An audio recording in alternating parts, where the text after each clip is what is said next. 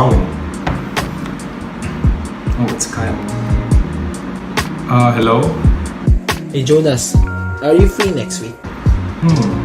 I don't have any exams next week and I don't think I have anything on my calendar right now. Why do you ask? You know interim start next week and you know John, right? Ah, yes. We're actually blockmates this semester. What about him? Well, he's kinda the point guard in our basketball team and unfortunately, he's slipped in the bat and cannot play for at least a month. I know you haven't played basketball for a long time, but can you please fill in for him next week? Oh, I don't... Hey Jonas, please, we really need your help. We were playing basketball since we were kids, and I know you still got it in you. You were a good point guard back then. Besides, it's still next week, so what do you say? Okay, Kyle, fine. But don't expect much from me, you know? Even so, I know you still got it in you. Thank you, Jonas. I'll send you the details regarding the training later, okay? Thanks. Sure. Anytime, bro.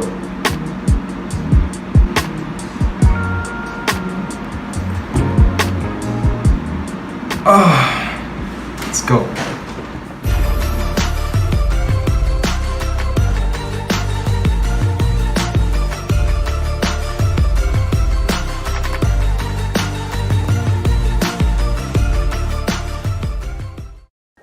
Wow, Jonas, I can't believe. Jonas, what happened? My heart. Hurt so good. I love you so bad. Oh, my heart hurts so good. I love you so bad. Okay, don't worry. Here, have some water.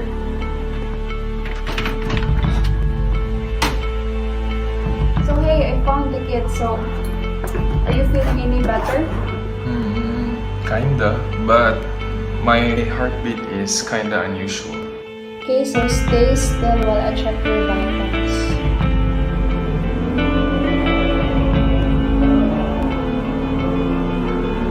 Okay, so your blood pressure is 128/76 and your heart rate is 103 BPM. So although your respiratory rate is normal, your blood pressure and heart rate is a bit elevated. So maybe we should consult a doctor about this to be sure. I mean, it is better to be safe than sorry, right? You're right. Let's schedule for an online consultation. Is my camera okay? Okay. Good afternoon, Doc. Hi Jonas, what seems to be the problem?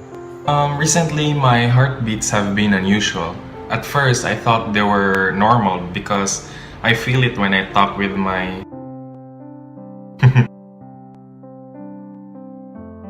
Sorry, Doc. I got a little bit carried away. Oh, it's really okay. And it's actually important that I know when you encountered the unusual heartbeats.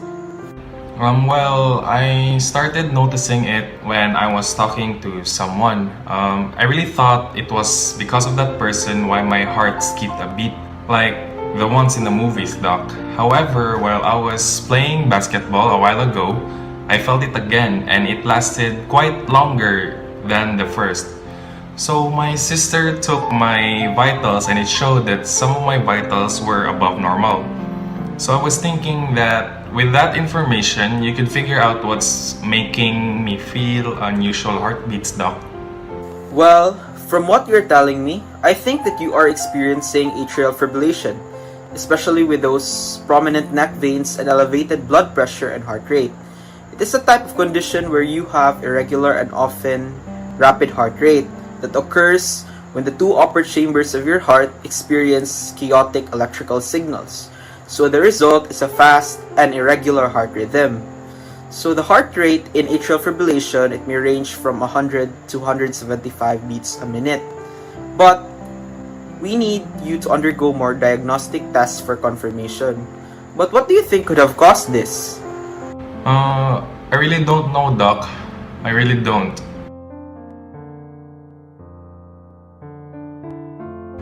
I think I do now. I always go to parties and the night before it started was the most wasted that I've ever been. So, I advise you to eat a heart-healthy diet, low in salt, saturated fats, and trans fats. Also, manage your blood pressure. From now on, you have to avoid excessive amounts of alcohol and caffeine, and also control your cholesterol intake.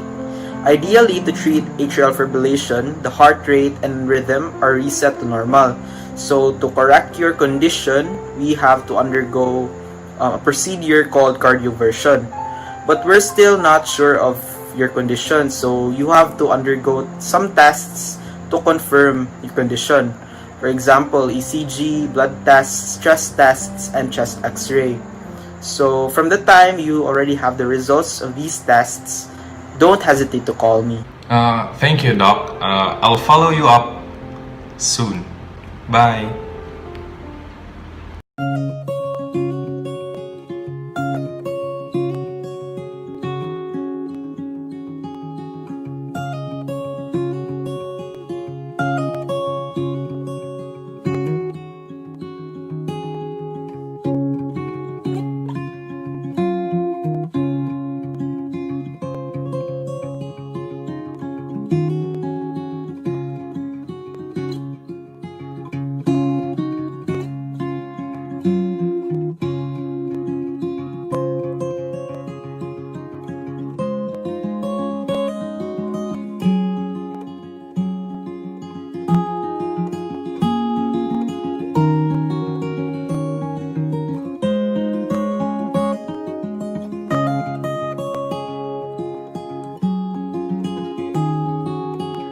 Hey, baby.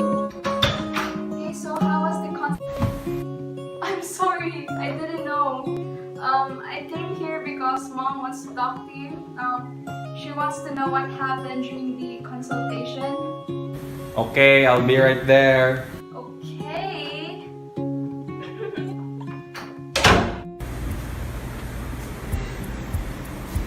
Hi, guys. Uy, we heard what happened. Do you have coronary heart disease? You're too much oil. Are you okay with myocardial infarction? Oh my gosh! We're like first year students pa kaya and you already have a weak heart. Are you like sigurado that you don't have peripheral artery disease? Guys, chill. Maybe it's an early symptom of heart failure. It's good he was diagnosed early, but let Jonas speak first. Thanks for worrying, people. For now, I'm okay. There are no conclusive reports yet, so don't worry too much about it. Maybe the problem is with the valves in my heart, pericardium or epicardium. Sure, we listened during class. But didn't we discuss this already in our health science class? So, since you mentioned about health science, give me the major parts of the heartbeat. The heart has 5 major parts. The first would be the chambers. The heart is made up of 4 chambers. The upper 2 are called atria and the lower 2 are called ventricles. Next would be the heart valves. There are 4 valves within the heart: the tricuspid valve, pulmonary valve, mitral valve, and aortic valve. These valves open when blood passes through them and then close to keep the blood from flowing in the wrong direction. Third would be the major vessels. The 4 chambers of the heart are attached to major veins or arteries that either bring blood into or carry blood away from the heart. Next would be the heart wall. The heart wall consists of 3 layers: the endocardium, myocardium, and epicardium. Lastly, the conduction system. The conduction system is the heart's own built-in pacemaker.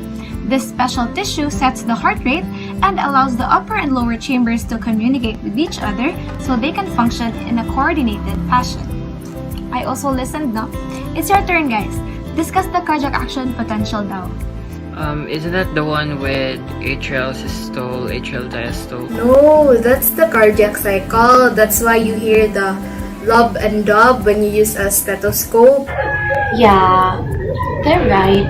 The cardiac action potential may be described to the action potential of pacemaker cells or to the cardiac myocytes themselves. The action potential in pacemaker cells is composed of the pacemaker potentials where the panic channels open. Yeah, it allows low influx of sodium, which limits the pacemaker of the cell to have a true resting phase. Then the rising phase, where calcium channels open, and the cells depolarize, and then also, of course, the falling phase where calcium channels closes and the potassium channels opens, which lowers the transmembrane potential in the cells. Wow. Sana all. My turn, B? Maybe the teachers will think that it's only you who listen. Since Fatima discussed about the action potential in pacemaker cells, I will tell you about the phase 0 to 1. It starts with phase 0, the membrane permeability, to potassium decreases and fast sodium channels open, producing rapid depolarization from negative 90 millivolts to positive 10 millivolts. During phase 1, there is partial repolarization because of a decrease in sodium permeability. Yes, exactly. It is followed by phase 2, and the plateau is partially maintained by an inward sodium current. Sodium flows into the cell through the sodium-calcium exchanger. As calcium channels inactivate towards the end of the plateau phase, an inward potassium current produces repolarization in phase 3. So that's the action potential. You know, the only thing I remember during the cardiac cycle is the sounds are produced when the valves are closed. But the lob is produced when the atrioventricular valves are closed, while the dub is produced when the semilunar valves are closed. Yeah, you're right. Like, you sure that's the only thing that you remember? Kay, diba? Diastole is when something relaxes, and then like systole generally means contraction. Like, but if used alone, diastole is when your ventricles are relaxed, and then systole is ventricular contraction. So then there is this cardiac diastole where your heart is completely relaxed, and then blood is passively flowing into the right atrium. Like, so far ma-origin na. Still remember something, Mandy ay? So, after cardiac diastole, we have atrial diastole where the atria contracts and opens the tricuspid valve so the blood can pass through to the ventricles. Then we have the isobolometric relaxation where there is no change in blood volume in the ventricles because the valves are closed and even if ventricles are relaxing. This is when you hear your lobe, so when your ventricular pressure is greater than your arterial pressure, your ventricles contract to start ventricular systole. The pulmonary valves are open to allow pass through to the pulmonary artery and the veins. Then isobolometric contraction occurs, where the ventricles contract but there is no change of blood volume. You hear your dub between this phase and the period of ejection. The period of ejection, it is when the blood is discharged out from the heart. Wow guys, we really learned something in our classes. I hope they make this as part of our final project this semester. I'll update you guys if there are any developments. That's it for now. Thank you and goodbye. I want to meet them already. I'm tired of online classes. Oh my gosh. Breathe in 숨을 내쉬고 두려움에 맞설 때